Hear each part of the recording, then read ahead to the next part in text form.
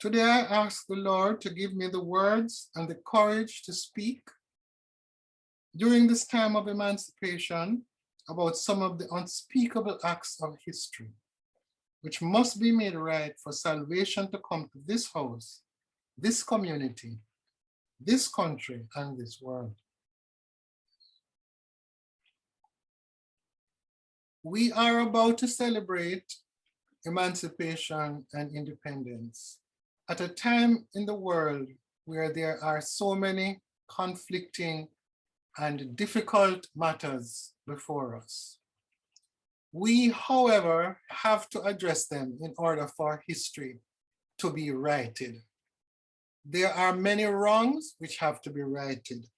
And I want to encourage all of us to recognize that from many standpoints, reparations is a biblical injunction. So when Jesus spoke to Zacchaeus, the tax collector, a man who was seeking salvation after living a life of greed and exploitation of the poor, Zacchaeus had to take various actions to do what was right. Zacchaeus, who was a short man, had to climb a tree. He had to jostle with hostile crowds, people who were, of course, angry with him for things that he had done to them. He had to face the opprobrium and hatred of these people to get their attention, to get the attention of the Savior. He had to be willing to make recompense to the people who he had wronged. He had to admit his wrongdoing and the fact that he was lost.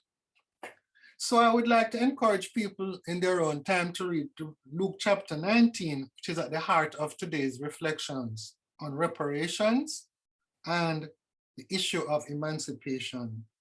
So this then is a matter which affects both the victim and the perpetrator. Let me say that an important thread throughout this has to be the words of Garvey, popularized again by Marley: emancipate yourself from mental slavery. None but ourselves can free our minds. And therefore, Zacchaeus was in the process of freeing his mind from the things that he knew that he had done wrong. He had grown wealthy because of exploiting the poor. Now, in the current moment, the term reparations is derived from the paradigm of reparative justice and repairing harms from gross human rights violations or structural violence. And there's a lovely article about this written by Jared Bell in Peace and Justice Studies. And it appears at http://www.peacejusticestudies.org. And it goes into a great deal of detail about the situation in the United States, for which there are a number of parallels here in Jamaica about the whole question of the enslavement of Africans whose descendants we are today, and the way in which current governments and beneficiaries have got to repair that breach of history. So there are going to be two different levels that we're going to consider. First, at the big picture level. And I think here in Jamaica, we recognize that there are issues at the big picture level and at the small picture level. And what we have to recognize is that when I do wrong to someone else, I have to make reparations. So at the big picture level, there are the recent remarks by the outgoing British High Commissioner that there's no need to pay reparations. And there was a very responsive thing by a judge at the International Court of Justice about this matter. So I'm going to be focused on some of the things at the micro or the interpersonal level. So who is to make recompense when a 31-year-old stepfather rapes his 9-year-old stepdaughter? Or what happens when a stepfather is alleged to have beaten his 4-year-old stepson to death? The question is it only a legal matter? And by my reckoning, it is not only a legal matter, there are moral questions and there are other questions which as a society we have got to address. So when we have a society which promotes a culture in which 30% of the births are given as jackets, meaning men who are not the biological father are given the idea that they are the father. And then this, of course, has often been found out when this man is filing for children to migrate overseas. Can you imagine the anger, the distress, the distrust that the children and the father in brackets feels? Should this mother have to confess and repay the wrong man for what he has done? How do we manage a situation of men and women giving what we call in our society bond? In other words, infidelity and ways in which we dishonor our partners in our interpersonal relationships. And how does that affect our ability to trust each other and create solid foundations for our children? Why is there so much interpersonal violence as a result of this? And how do we address these matters? Because today, when we're talking about salvation coming to this house, we're not only identifying the problem, but we are also saying, how can we do something to solve the problem? And how can we ensure that this does not happen again? I have learned that there was a reparations chair, which was part of the Presbyterian faith, where those who had committed adultery and fornication would sit and be castigated for their immorality to the congregation. Much of our concern seems to be about sexual behavior, which we focus on while ignoring the many other areas of transgressions. And so I think we have to get a much larger, bigger view about what are these wrongs and how do we right them. There will be people who are wondering, if reparations are paid, who will receive them? And because many of us do not trust our governments and so on, we believe that the funds will go where they are not to go. However, we have to expect a level of responsibility, accountability, and proper stewardship, because wrongs have been done which have to be righted. And we know, for example, that the Jewish state has received reparations from the state of Germany. And there are other people who have received reparations at different levels. And we are going to have to find a way to improve and address these wrongs. So we realize then that history is replete with these centuries of European wrongdoing. And in our context, the near extermination of native peoples and the subjugation of the Africans enslaved by them in the West. And we see what is happening in Canada and the United States and in Namibia and in other countries where European countries are being forced, first of all, because of the discovery, in brackets, of whether it is the bones of the dead in Canada or people who are fighting for their land and their rights, and that the new generation of Europeans across Europe and in the United States and Canada have to pay the price. It's not only an economic one, but it is also moral. And we also have to say that it is important to recognize that the word is important. However, we recognize that an apology without other action is almost meaningless. So we need to recognize also that the Christian church has also been involved in wrongdoing, which must be addressed.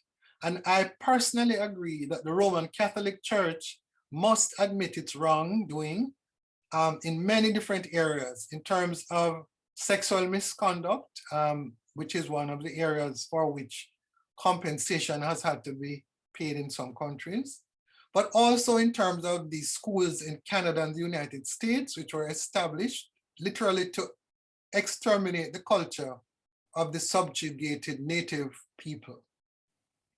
And so it is time for us to look at issues like Black Lives Matter and Windrush, because there is no escape from admitting wrongs when they have been done.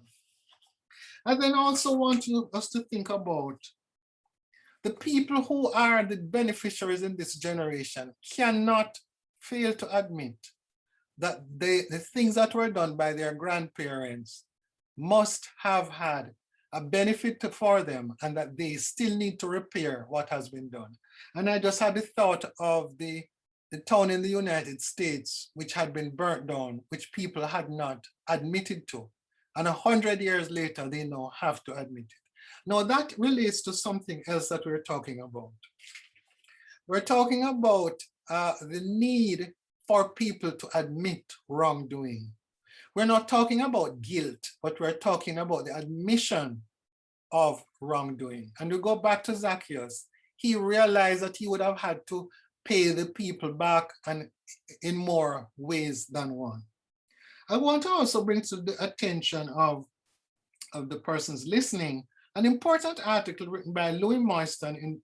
It's about negrophobia, or the fear of Black people, in the case of the Black majority of people in Jamaica, in an article in the Saturday Observer of July 24, 2021. And that explains why, when Jamaica became independent in 1962, the powers that be, fearing the response of the Black majority, decided that they were going to outlaw or ignore or erase emancipation.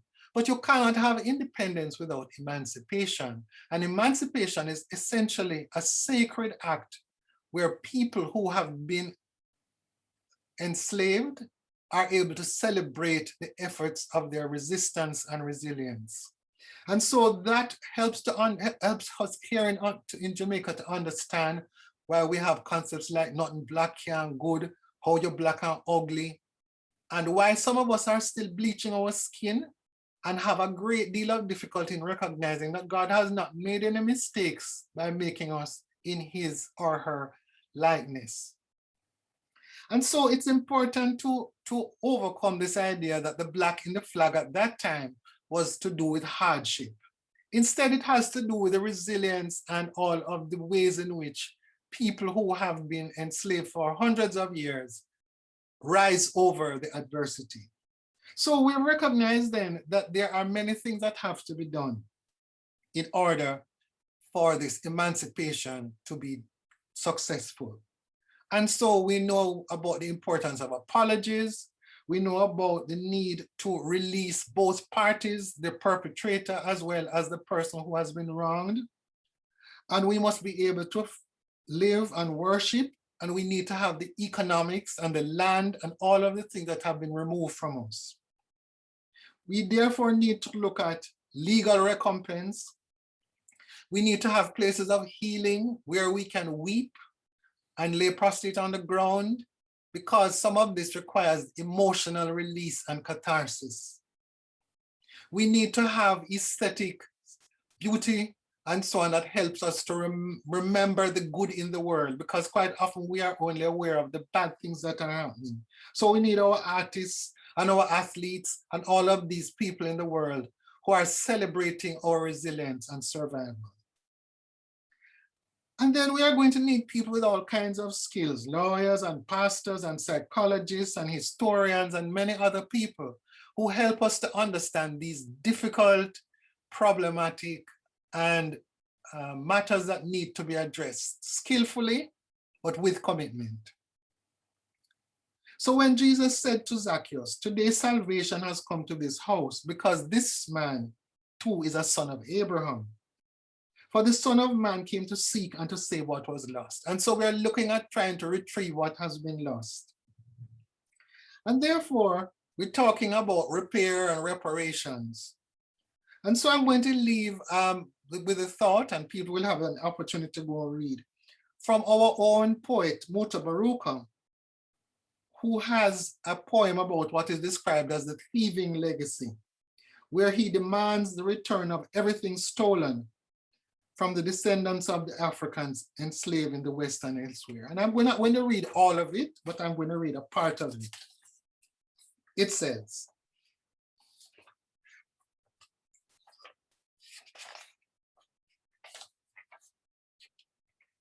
"Give me back me everything you got. Give me my philosophy. thief, Homo, and Socrates. Give me back my historical masterpiece. Give me back my name. Give me back my calendar. Give me back my books, you thief from Alexandria. Give me my queen, like Cleopatra. Me no want hear about Queen Victoria. Give me my language. I know so well. You mix up English confusion. Give me back my maths, you Pythagoras. Give me my symbols, you thief from us. Give me this, give me that, give me back me everything you got. Give me diamond, give me gold, give me back me rock and roll. Give me uranium, give me coal, give me reggae, give me blues, give me. And so I'm going to ask you to leave this thinking about Mutabaruka and to think about how we can, in fact, bring